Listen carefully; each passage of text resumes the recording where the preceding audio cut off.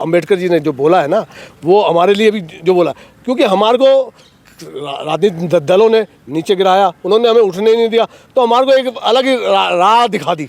धार्मिक बाबा साहब भी थे।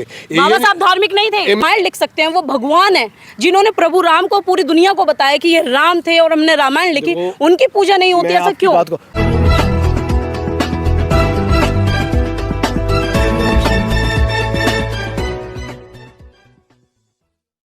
हम एक अनोखा ही सोचा, भगवान, महर्षि वाल्मीकि, अम्बेडकर, सामाजिक एकता चाहिए, कुछ अलग सा मतलब नहीं, ये अलग नहीं है। हम वाल्मीकि समाज से हैं, तो भगवान हमारे वाल्मीकि भगवान है, और हमारे दूसरे भगवान जो भी वाल्मीकि के हैं, डॉक्टर भीमराव अम्बेडकर जिन्होंने संविधान लिख दिया, वो भी हमारे पूजनीय है। तो हम इन दोनों को अपने समाज के जो मशहूर दो वो है दिग्गज भगवान है जो हमारे, हम इन दोनों को भगवान के रूप में पूजता हूँ। मैं तो रोज़ दोनों की सवेरे आरती से पूजा करता हूँ। बाबा साहब की आप आरती से पूजा करता हूँ अपने मंदिर में, अपने घर पे। सर सोच कर बोलिए। मैं सोच कर बोल रहा हूँ, मैं धूप उन पर चलाता हूँ सवेरे, मैं इतना मानता हूँ उन्हें। तो आपने कभी बाबा साहब की बातों को फॉलो किया? उन्होंने कभी जाति वगैरह जो चीज़ें होती है, जैसे कि देखा जाता है जाति को लोग ज़्यादातर मानते हैं आज के टाइम में, उसी बीच में आपने वाल्मीकि और अम्बेडकर को एक साथ जोड़ दिया, जबकि जाटव समाज और वाल्मीकि कभी एक होता हुआ नहीं दिखा अभी तक। देखो, वाल्मीकि जाटव समाज ये कई चीज़ें हैं, वो हमसे भी विमर्श कर सकते हैं, किसी बीच पे मतभेद हो सकता है, पर इतना मतभेद भी नहीं है हमारे बीच में। ये सब मीडिया और औरों की अफवाह फैलाई हुई है कि हम दोनों के बीच में इतना वो है कि संघर्ष है। हम दोनों के बीच में कोई संघर्ष नहीं है, हम दोनों बीच में एक दूसरे से मिलजुल के हम बातों का हल निकाल लेते हैं। कहाँ से सर आप एक दूसरे को देखते हैं कि मेरे संगठन में दो वो जाटव समाज के भी इसमें मेरे जुड़े हुए हैं, मेरे उसमें वो मेंबर हैं, उन्होंने शपथ ली है आज। आप कितना मतलब जैसे बाबा साहब अंधविश्वास के खिलाफ थे, आप तो ज्यादातर देखा जाए कि धार्मिक हैं, तो कैसे बाबा साहब को लेकर साथ चलेंगे? मैं धार्मिक हूँ, तो धार्मिक बाबा साहब भी थे। बाबा साहब धार्मिक नहीं थे? मैं बताता हूँ आपको धार्मिक क्या थे। उनके विचार धार्मिक थे, ये कि वो सबको एक साथ लेके चलते थे, सबको वो समानता की बात करते थे, बराबरी की बात करते थे, कभी धर्म को लेकर के उन्होंने। मैंने क्या कहा आपको, वो सबको एक साथ लेके चलते थे, वो समानता ही तो हो गई। और क्या हुआ, वो उसमें समानता से कोई दूर हो गया? समानता का मतलब ये नहीं होता कि आप एक साथ लेके नहीं चलो। बाबा भीमराव अम्बेडकर भी एक साथ लेके चलते थे सबको, वो सोचते थे सब एक साथ रहे, एक साथ सब आगे बढ़े और देश तरक्की करे। अच्छा, मेरा एक और सवाल है आपसे कि आपने कभी बुद्ध के बारे में जाना है? बुद्ध को मानते हैं आप? मतलब ये मैं जब था, मेरे दोस्त थे कई जाटव समाज के, तो मैं वहाँ भी मंदिर में जाता था, ऐसी बात नहीं है। मैं जाटव समाज की बात अलग है, मैं बुद्ध की बात कर रही हूँ। जो बुद्ध धर्म को बाबा साहब ने अपनाया था, जिन्होंने बुद्ध मतलब मार्ग दिखाया था कि सभी लोग, चाहे वाल्मीकि हो, चाहे खटीक हो, चाहे जाटव हो, सभी लोग वहाँ पर एक ही समान थे। देखो, आज हमारे इस देश के अंदर अनेक प्रकार के देवी देवता हैं, हम सबको मानते हैं, ये चीज़ मान के चलेंगे, क्योंकि हम हिंदू हैं, हम वाल्मीकि हैं, जब भी हम हिंदू का। सर हिंदू कहाँ से हैं आप? मेरे को संविधान के अंदर भी आप हिंदू नहीं हैं।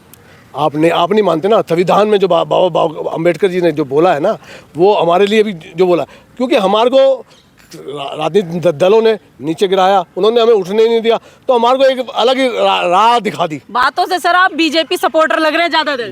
नहीं, मैं बीजेपी का सपोर्टर नहीं हूँ। मैं भाई, हमें एक अलग राह दिखा दी, और राह में हम चल रहे हैं।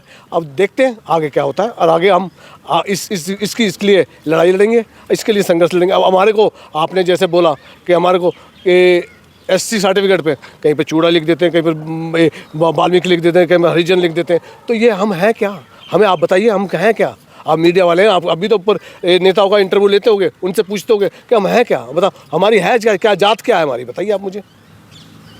मैं आपसे ये सवाल पूछना चाहता हूँ कि हमारी है क्या? आप भी तो इतने इंटरव्यू लेते होगे, तो मैं आपसे ये सवाल आपसे मैं आपके मामले, तो हमने इसीलिए अब गवर्नमेंट से, दिल्ली गवर्नमेंट से, सेंट्रल गवर्नमेंट से, मेरी संस्था बन गई है, अब कोर कमेटी बन गई है, हम उन्हें पत्र लिखेंगे, हम उन्हें लेटर लिखेंगे, तो उनसे आप पता करेंगे कि हम आखिर हैं क्या? है क्या? अच्छा, मेरा इसी बीच में एक और सवाल है कि अभी कुछ 2-3 साल ही कहें कि 2-3 साल के अंदर ये कांड हुआ था, हाथरस कांड, जो कि मनीषा वाल्मीकि उसको बड़ी बुरी तरीके से मतलब उसका रेप करते हैं, और रात ही रात योगी सरकार उसे जलवा देती है। लेकिन उसके लिए जाटव समाज आवाज़ उठाता है, लेकिन वाल्मीकि समाज का एक भी व्यक्ति उसके पास नहीं दिखता। ये आपकी सोच हो सकती है, क्योंकि वाल्मीकि समाज ऐसा नहीं है, निर्दय नहीं है, वो भी हर जगह आगे से आगे SC ST के बीच में मैं ये मानता हूँ कि वाल्मीकि समाज आगे बढ़ चढ़ के हिस्सा लेता है। मैंने वही बोला आपको कि उस जगह भी सबसे ज़्यादा जाटव समाज देखा गया था उसके घर के पास भी, नहीं, जहाँ पर चंद्रशेखर को भी जाने की परमिशन नहीं दी गई थी। अब मैं आपको बता दूंगा, आपने देखा होगा जाटव समाज वहाँ देखा होगा, मीडिया वाले जैसा ही बोल देंगे वो वहाँ पर लिखा हुआ तो होगा नहीं किसी के हाथ में कि मैं जाटव हूँ, मैं वाल्मीकि हूँ। तो ये तो सभी पहुँचे ना, SC ST वहाँ सभी सारा समाज पहुँचा है, और सारा समाज जब वहाँ पहुँचा है तो वो सबने वहाँ पर संघर्ष किया है, जब ये उन्नति आगे उसको वो न्याय मिल पाया है। अच्छा, मेरा एक और आखिरी सवाल है अब इस वक्त कि जैसे कि हम लोग कहें कि SC के अंदर बहुत सारी जातियाँ हैं, 6743 जातियाँ हैं, लेकिन उसी बीच में मेन जो जातियाँ गिनी जाती हैं जैसे जाटव, भंगी, या भंगी को चूड़ा, बहुत सारी मतलब गालियाँ भी जैसे दी जाती है, भंगी, चूड़ा, चमार, इस तरीके से गालियाँ दी जाती है। लेकिन जबकि देखा जाए तो ये लोग सब तीनों चारों जितनी भी जातियाँ हैं इसमें सब हैं तो एक ही, मगर ये बंटवारे के दौरान जिस तरीके से इन्हें बांट दिया गया है, मगर इन्हें कब समझ में आएगी कि आप सभी लोग भाई और बहन ही हैं।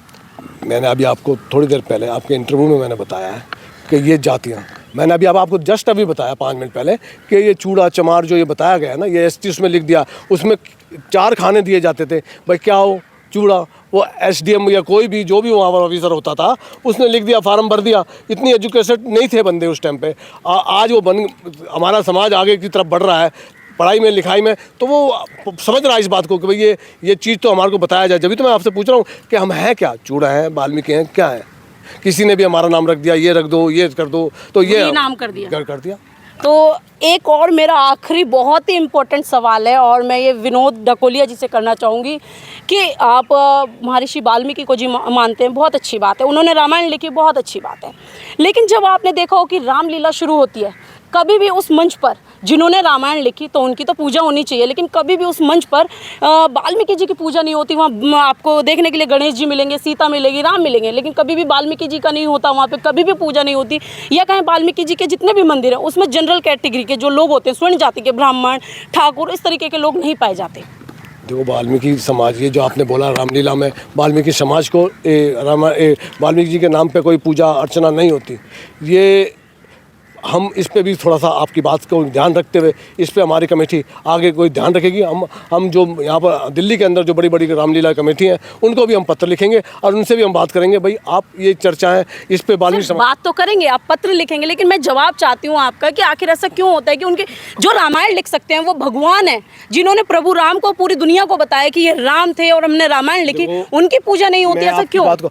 उनकी पूजा नहीं कर रहे ना, तो ये तो दुनिया पूरी जानती है ना किसने रामायण लिखी, गुरु वाल्मीकि जी, नाम तो उनका, लेकिन वो तो भगवान हुए ना, भगवान हुए, लेकिन उन्हें भगवान की तरीके से क्यों नहीं पूजा जाता? सिर्फ वाल्मीकि ही समाज क्यों ना ज्यादा पूजते हैं? हम वाल्मीकि समाज इसलिए तो हम जागृति कर रहे हैं कि वाल्मीकि समाज वाल्मीकि जो पूजे और उन्हें आगे से आगे लेके बढ़े और भी जात उन्हें पूजे। हम तो ये कहते हैं सारी जात मिल के उनका गुणगान करें और उनको पूजें।